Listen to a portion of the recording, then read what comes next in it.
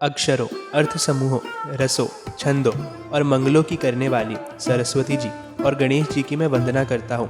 श्रद्धा और विश्वास के स्वरूप श्री पार्वती जी और श्री शंकर जी की मैं वंदना करता हूँ, जिनके बिना सिद्ध जन अपने अंतकरण में स्थित ईश्वर को नहीं देख सकते।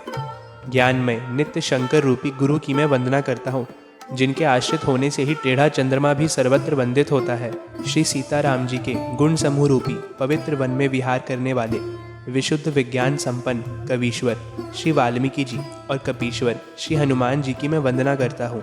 उत्पत्ति, पालन और संहार करने वाली, कलेशों को हरने वाली तथा संपूर्ण कल्याणों को करने वाली श्री रामचंद्र जी की प्रियतमा श्री सीता जी को मैं नमस्कार करता हूँ, जिनकी माया के वशीभूत संपूर्ण विश्व ब्रह्मा आदि देवता और असुर है, जिनकी सत्ता से रस्सी में सर्प की भ्रम की भांति यह सारा दृश्य जगत सत्य ही प्रतीत होता है, और जिनके केवल चरण ही भव सागर से तरने की इच्छा वालों के लिए एकमात्र नौका है।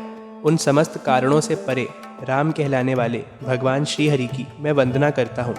अनेक पुराण, वेद और तंत्र शास्त्र से सम्मत तथा जो रामायण में वर्णित है और कुछ अन्यत्र से भी उपलब्ध श्री रघुनाथ जी की कथा को श्री तुलसीदास अपने अंतकरण के सुख के लिए अत्यंत मनोहर भाषा रचना में विस्तृत करते हैं, जिन्हें स्मरण करने से सब कार्य सिद्ध होते हैं। जो गुणों के स्वामी और सुंदर हाथी के मुख वाले हैं, वे ही बुद्धि के राशि और शुभ गुणों के धाम श्री गणेश जी मुझ पर कृपा करें। जिनकी कृपा से गूंगा बहुत सुंदर बोलने वाला हो जाता है और लंगड़ा लूला दुर्गम पहाड़ पर चढ़ जाता है, वे कलयुग के सब पापों को जला डालने वाले दयालु भगवान मुझ पर द्रवित हो दया करें। जो नील कमल के समान श्याम वर्ण है, पूर्ण खिले हुए लाल कमल के समान जिनके नेत्र है और जो सदा क्षीर सागर में शयन करते हैं, वे भगवान नारायण मेरे हृदय में निवास करें। जिनका कुंद के पुष्प और चंद्रमा के समान गौर शरीर है, जो श्री पार्वती जी के प्रियतम और दया के धाम है और जिनका दीनों पर स्नेह है, वे कामदेव का मर्दन करने वाले शंकर जी मुझ पर कृपा करें। मैं उन गुरु महाराज के चरण कमलों की वंदना करता हूँ, जो कृपा के समुद्र और नर रूप में श्री हरि ही है और जिनके वचन महामोह रूपी घने अंधकार के नाश करने के लिए सूर्य किरणों के समूह हैं। मैं गुरु महाराज के चरण कमलों की रज की वंदना करता हूँ, जो सुरुचि, सुंदर स्वाद, सुगंध तथा अनुराग रूपी रस से पूर्ण है। वह अमर मूल संजीवनी जड़ी का सुंदर चूर्ण है, जो संपूर्ण भव रोगों के परिवार को नाश करने वाला है। वह रज सुकृति पुण्यवान पुरुष रूपी शिवजी के शरीर पर सुशोभित निर्मल विभूति है और सुंदर कल्याण और आनंद की जननी है। भक्त के मन रूपी सुंदर दर्पण के मैल को दूर करने वाली और तिलक करने से गुणों के समूह को वश में करने वाली है। श्री गुरु महाराज के चरण नखों की ज्योति मणियों के प्रकाश के समान है, जिसके स्मरण करते ही हृदय में दिव्य दृष्टि उत्पन्न हो जाती है। वह प्रकाश अज्ञान रूपी अंधकार का नाश करने वाला है। वह जिसके हृदय में आ जाता है, उसके बड़े भाग्य हैं। उसके हृदय में आते ही हृदय के निर्मल नेत्र खुल जाते हैं और संसार रूपी रात्रि के दोष दुख मिट जाते हैं। एवं श्री रामचरित्र रूपी मणि और माणिक्य गुप्त और प्रकट जहाँ जो जिस खाने में है, सब दिखाई पड़ने लगते हैं। जैसे सिद्ध जनों को नेत्रों में लगाकर साधक सिद्ध और सुजान पर्वतों, वनों और पृथ्वी के अंदर कौतुक से ही बहुत सी खाने देखते हैं। श्री गुरु महाराज के चरणों की रज कोमल और सुंदर नयनामृत अंजन है, जो नेत्रों के दोषों का नाश करने वाला है।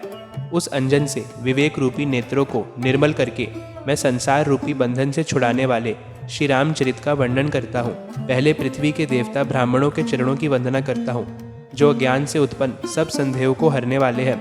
फिर सब गुणों की खान संत समाज को प्रेम सहित सुंदर वाणी से प्रणाम करता हूँ। संतों का चरित्र कपास के चरित्र जीवन के समान शुभ है, जिसका फल नीरस, विशद और गुणमय होता है। संत स्वयं दुख सहकर दूसरों के दोषों को ढकते हैं, जिसके कारण उन्होंने जगत में वंदनीय यश प्राप्त किया है।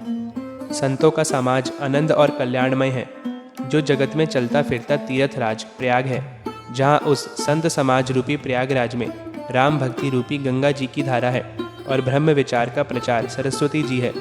विधि और निषेध, यह करो और यह ना करो रूपी कर्मों की कथा कलयुग के पापों को हरने वाली सूर्य तनिया यमुना जी है और भगवान विष्णु जी और शंकर जी की कथाएं त्रिवेणी रूप से सुशोभित है, जो सुनते ही सब आनंद और कल्याणों को देने वाली है। उस संत समाज रूपी प्रयाग में अपने धर्म में जो अटल विश्वास है, वह अक्षय वट है और शुभ कर्म ही उस तीर्थराज का समाज परिकर है।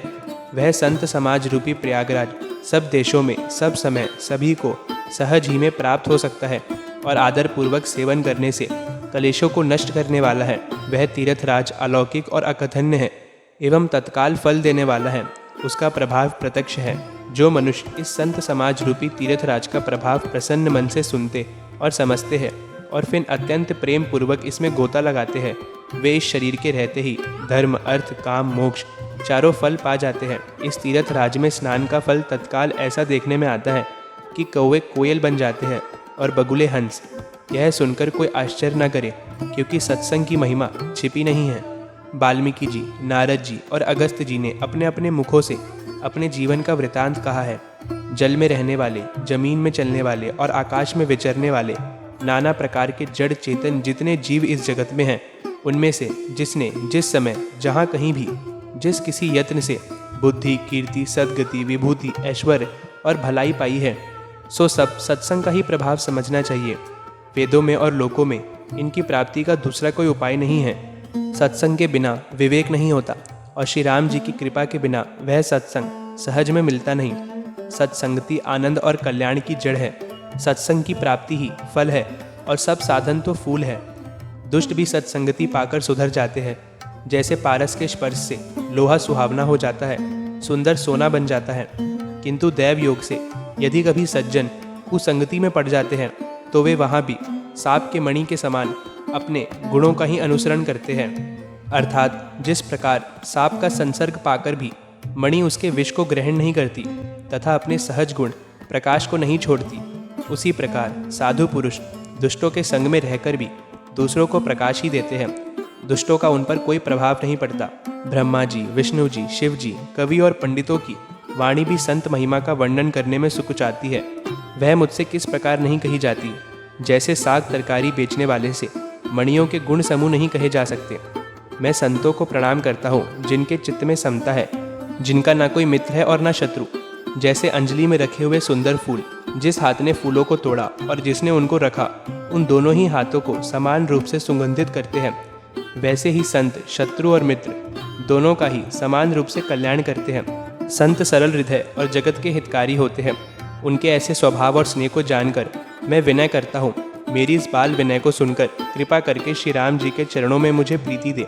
अब मैं सच्चे भाव से दुष्टों को प्रणाम करता हूँ, जो बिना ही प्रयोजन अपना हित करने वाले के भी प्रतिकूल आचरण करते हैं।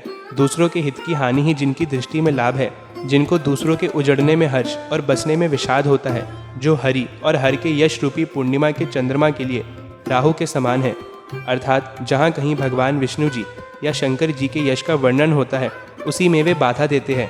और दूसरों की बुराई करने में सहस्त्र बाहु के समान वीर है, जो दूसरे के दोषों को हजार आंखों से देखते हैं और दूसरों के हित रूपी घी के लिए जिनका मन मक्खी के समान है। अर्थात जिस प्रकार मक्खी घी में गिरकर उसे खराब कर देती है और स्वयं भी मर जाती है, उसी प्रकार दुष्ट लोग दूसरों के बने बनाए काम को अपनी हानि करके भी बिगाड़ देते हैं।